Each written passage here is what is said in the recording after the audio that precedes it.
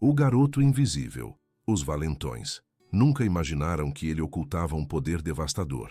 João Silva, de 15 anos, era praticamente invisível no Colégio Técnico Dom Bosco, e quando não era invisível, era um alvo fácil. Seu corpo, franzino e magricelo, mal chegando a 1,65 m, não impunha respeito algum. Seus grossos óculos de armação preta ampliavam os olhos nervosos que sempre buscavam o chão, como se ali encontrasse algum tipo de salvação. O aparelho dental que corrigia seus dentes tortos completava a imagem do perfeito candidato à vítima. O que ninguém sabia, nem podia imaginar, é que João levava 3 anos treinando intensivamente em um dojo de Aikido fora da cidade. Não era só um aluno mais, era o prodígio do mestre Tanaka, que via nele um talento natural para converter a força do atacante em sua contra. O Aikido, arte marcial baseada no redirecionamento da energia e não no ataque, era perfeito para alguém como João. Mas na escola, esse lado de sua vida permanecia oculto como um segredo precioso e pessoal. O Colégio Técnico Dom Bosco, localizado em um bairro de classe média de São Paulo, era conhecido por sua excelência acadêmica e pela absoluta indiferença de seu pessoal ante os problemas entre estudantes. Seus corredores de paredes descascadas haviam visto gerações de hierarquias adolescentes formarem-se e dissolverem-se, e a atual não era diferente. No topo estava Pedro Henrique, um garoto de 17 anos, cujo pai era um empresário local, com dinheiro suficiente para manter seu filho vestido com roupa de marca e equipado com o último modelo de celular. Pedro não era particularmente alto nem forte, mas compensava isso com uma crueldade calculada e 2 fiéis capangas. Lucas Tubarão Mendes, apelidado assim por seus dentes proeminentes e seu sorriso predador, e Rafael Oliveira, cuja compleição robusta e braços musculosos inspiravam temor imediato. Para João, que havia chegado ao colégio apenas 3 meses atrás, após a transferência laboral de sua mãe, cada dia era uma prova de resistência. O refeitório escolar era especialmente perigoso. Suas mesas longas e bancos de madeira desgastada ofereciam poucas rotas de escape quando Pedro e seus comparsas decidiam que era hora de se divertir. Naquela quarta-feira de outubro, João tentava comer tranquilamente em uma esquina do refeitório, afundando-se em seu livro de física para evitar qualquer contato visual. Havia desenvolvido esta habilidade, tornar-se tão pequeno e insignificante que com sorte seria ignorado. Mas a sorte não estava do seu lado. Olha quem está aqui, o CDF com boca de metal. A voz de Pedro ressoou demasiado perto, fazendo com que João se tensasse sem levantar a vista. O que lê, pequeno nerd? Como ser ainda mais patético? Risadas de Lucas e Rafael acompanharam as palavras de seu líder. João calculou mentalmente as possibilidades. Restavam 10 minutos para que tocasse o sinal. 3 professores comiam na mesa do fundo, mas nenhum prestaria atenção, e a saída mais próxima estava bloqueada precisamente pelo trio que o atormentava. Só estou lendo física, murmurou tentando que sua voz não delatasse o medo que sentia. Não quero problemas. Não quero problemas, imitou Pedro com voz aguda e zombeteira, provocando mais gargalhadas. Mas os problemas te querem, Joãozinho. Sem aviso prévio, Rafael esticou seu braço e arrebatou o livro de João, lançando-o ao chão com um golpe seco. Quando João se agachou instintivamente para recolhê-lo, sentiu como Lucas empurrava sua bandeja de comida, derramando o picadinho sobre suas calças e sapatos. Ups, parece que você fez xixi, Joãozinho, riu Lucas enquanto vários estudantes próximos observavam a cena, alguns com vergonha alheia, a maioria com indiferença treinada. Respira, concentre-se. O desequilíbrio de seu oponente é sua vantagem.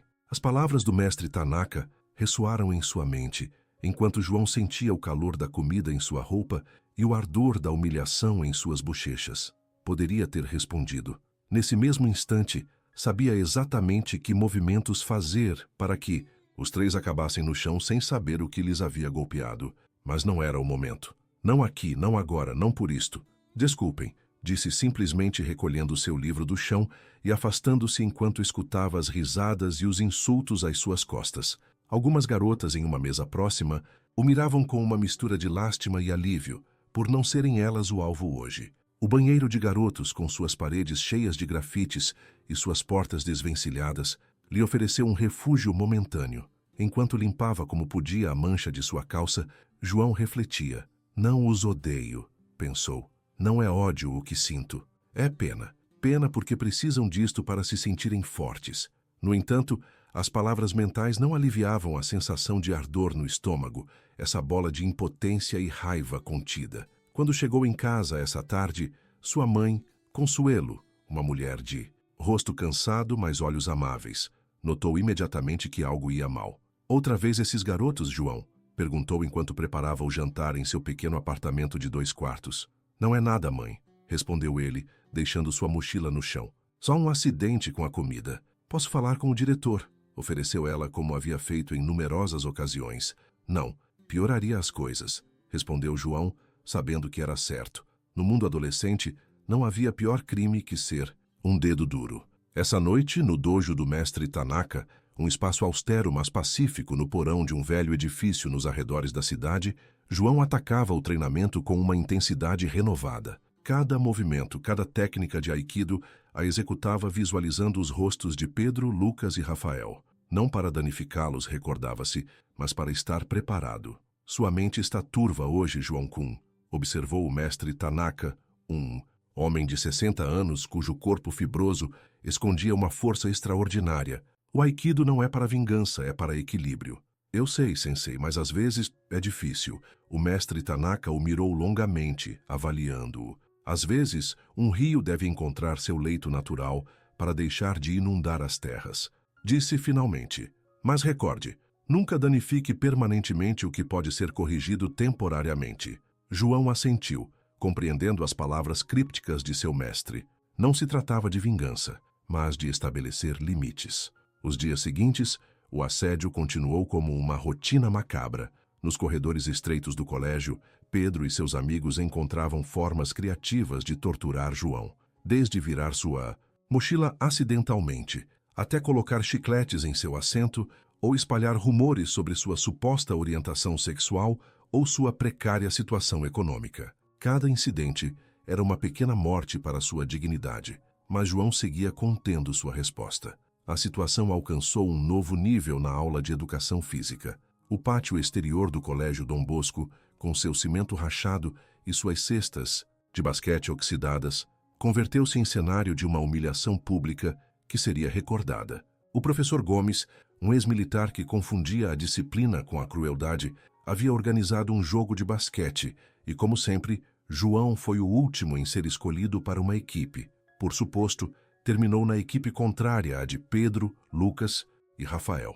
Durante o jogo, cada vez que João tocava a bola, um de seus torturadores aparecia para arrebatá-la com excessiva força.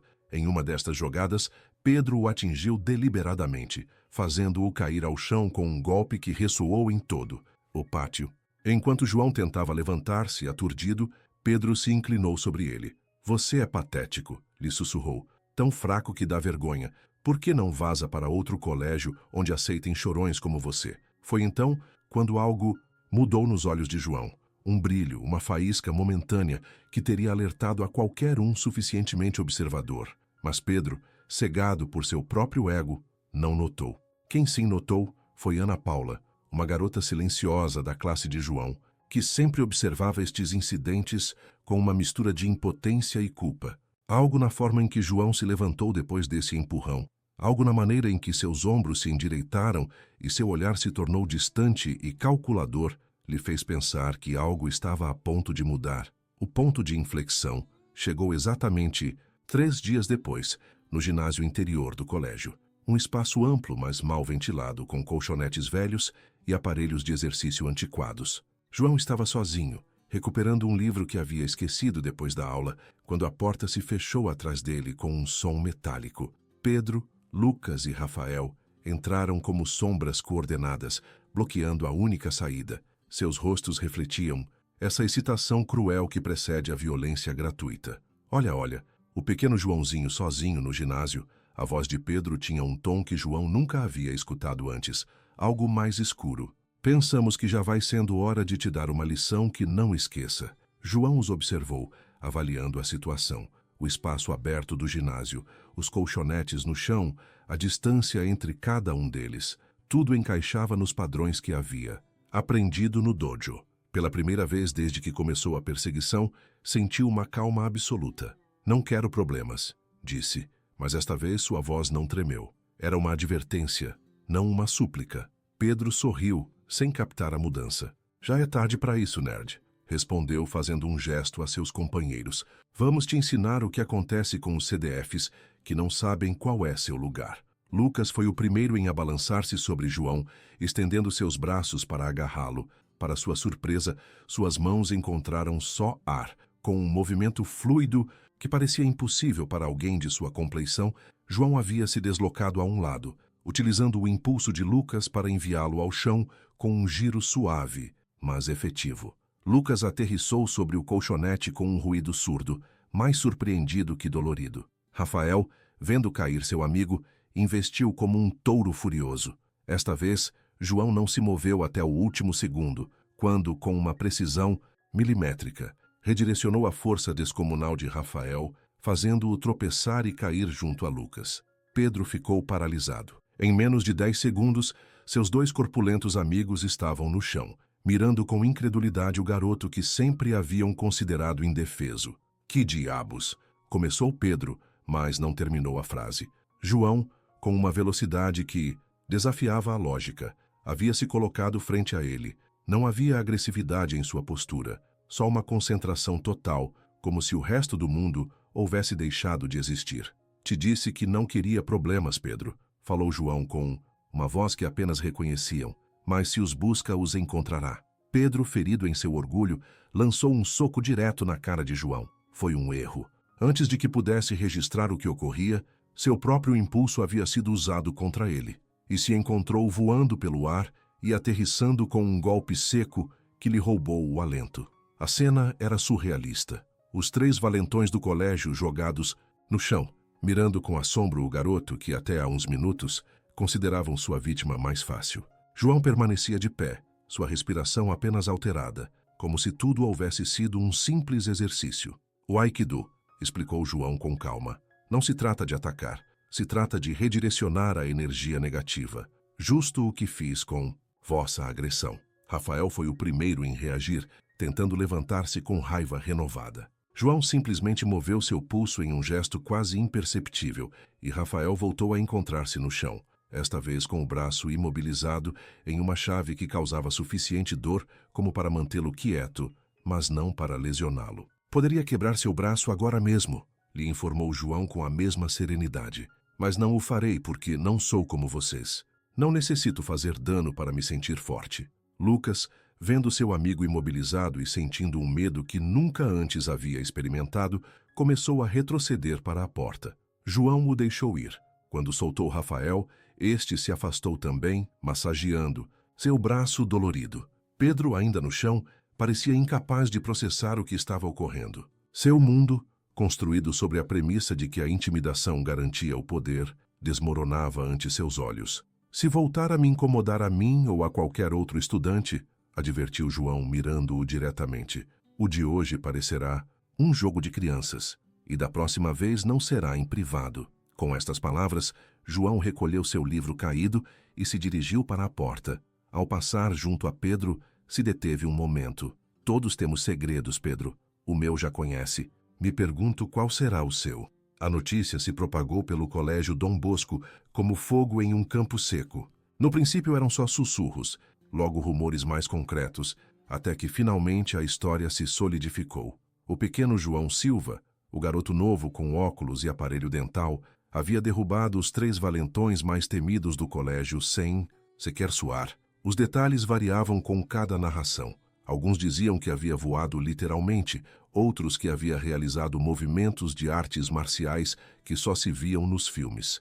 Mas o núcleo da história permanecia constante. Davi havia derrotado Golias e o havia feito com elegância. Ana Paula, quem sempre havia observado o assédio desde longe com um sentimento de culpa, foi a primeira em aproximar-se de João Tinudures dia seguinte. É certo? Perguntou diretamente, sentando-se junto a ele na cafeteria, um espaço que agora parecia diferente, como se o ar mesmo houvesse mudado. Realmente lhes deu uma lição? João a mirou com certa surpresa. Ana, Paula nunca lhe havia dirigido a palavra antes. Não lhes dei uma lição, respondeu finalmente. Só estabeleci um limite. Ana Paula assentiu, compreendendo a diferença sutil, mas crucial. Deveria ter dito algo antes. Admitiu com um tom de arrependimento. Todos deveríamos tê-lo feito. O silêncio faz cúmplices, respondeu. João sem dureza. Mas também sei que o medo é um poderoso motivador. Pedro, Lucas e Rafael entraram nesse momento na cafeteria. A mudança era notória. Já não caminhavam com essa arrogância que havia sido seu selo.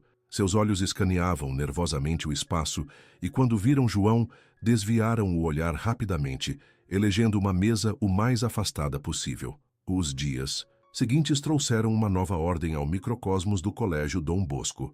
Não foi uma mudança dramática ou imediata, mas uma transformação sutil na atmosfera. João seguia sendo tranquilo e estudioso, mas agora caminhava com uma nova confiança que era impossível de ignorar. Estudantes que nunca se haviam atrevido a falar-lhe começaram a aproximar-se, primeiro por curiosidade, logo por genuíno interesse. Pedro e seus amigos, por sua parte, experimentaram a invisibilidade que antes haviam imposto a outros. Sem seu poder para intimidar, pareciam desorientados, como atores que esqueceram seu roteiro. Rafael foi o primeiro em tentar mudar. Começou a mostrar interesse real em seus estudos e até se ofereceu como voluntário para tutorias entre companheiros. Lucas tardou mais, mas eventualmente encontrou seu lugar no clube de fotografia, descobrindo um talento que teria permanecido oculto sob sua antiga personalidade. Pedro foi o mais resistente à mudança, mas inclusive ele parecia estar reavaliando sua vida, observando desde longe como João ganhava respeito sem necessidade de inspirar medo. Uma semana depois do incidente do ginásio, João estava guardando seus livros em seu armário quando notou uma presença ao seu lado. Era Pedro sozinho, com uma expressão que João nunca havia visto em seu rosto: vulnerabilidade. João começou claramente incômodo. Eu não sei como dizer. Resto matente, respondeu João, fechando seu armário e enfrentando-o diretamente. O que fizemos? O que eu fiz esteve mal. As palavras pareciam arrancadas do mais profundo de seu ser. Não espero que me perdoe, mas queria que soubesse que o entendo agora. João observou Pedro detidamente. Havia sinceridade em seus olhos, um tipo de sinceridade que só nasce quando os alicerces da própria identidade foram sacudidos. O perdão não é algo que eu possa te dar, Pedro, respondeu finalmente. É algo que tem que encontrar por você mesmo. Pedro assentiu, aceitando as palavras como uma verdade ineludível. Como faz? Perguntou depois de um momento. Como pode ser tão forte sem fazer dano? João sorriu ligeiramente. Verdadeira força não está em quanto dano pode causar, mas em quanto pode evitar. Lhe explicou, repetindo as palavras que tantas vezes havia escutado do mestre Tanaka. Talvez algum dia, se realmente quiser mudar, poderia te mostrar. A oferta ficou flutuando no ar, nem aceitada, nem rejeitada, mas semeada como uma semente que poderia germinar com o tempo adequado. Nas semanas seguintes, o Colégio Técnico Dom Bosco experimentou uma mudança sutil, mas profunda. O assédio, que havia sido uma constante tão assumida como as aulas mesmas, diminuiu dramaticamente.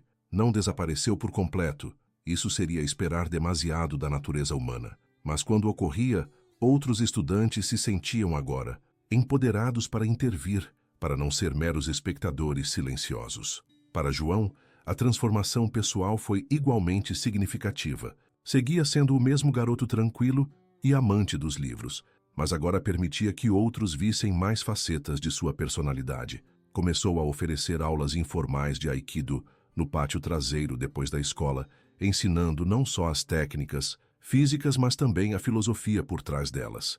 A ideia de que a verdadeira vitória é a vitória sobre um mesmo, sobre o impulso de devolver dano com dano. Ana Paula se converteu em uma de suas estudantes mais dedicadas e, eventualmente, em algo mais que uma amiga. Sua relação cresceu lentamente, baseada no respeito mútuo e na compreensão compartilhada de como o medo pode converter as pessoas em versões diminuídas de si mesmas.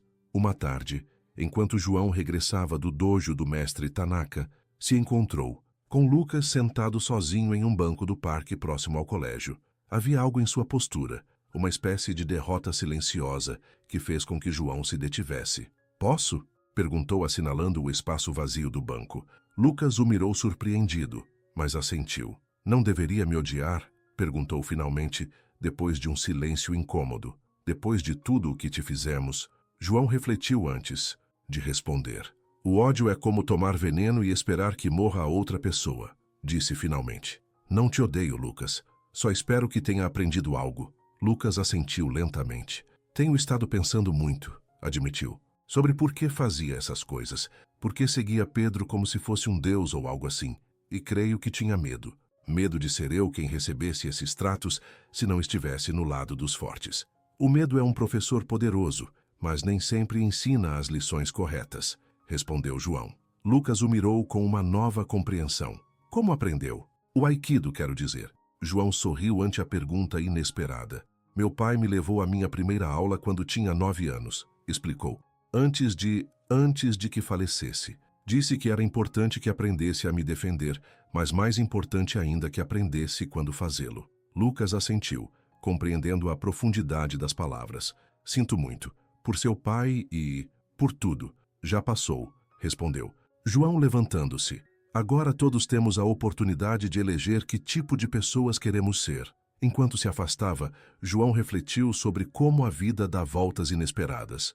Há uns meses, entrar no colégio Dom Bosco havia parecido um pesadelo. Agora se sentia como o lugar onde finalmente havia encontrado sua voz, onde havia aprendido a usar sua força interior não só para defender-se, mas para ajudar outros a encontrar a sua. Na seguinte reunião do Conselho Estudantil, João foi nomeado como representante de sua classe, um posto que aceitou com a mesma humildade tranquila que agora o caracterizava. Sua primeira proposta foi criar um programa contra o assédio escolar, não baseado em castigos, mas em compreensão e responsabilidade coletiva. Como disse em seu discurso ante a Assembleia de Estudantes, todos temos o potencial de ser... Se você gostou dessa história, por favor, inscreva-se no canal. Sua inscrição é muito importante para mim e me ajuda muito a continuar trazendo histórias como essa.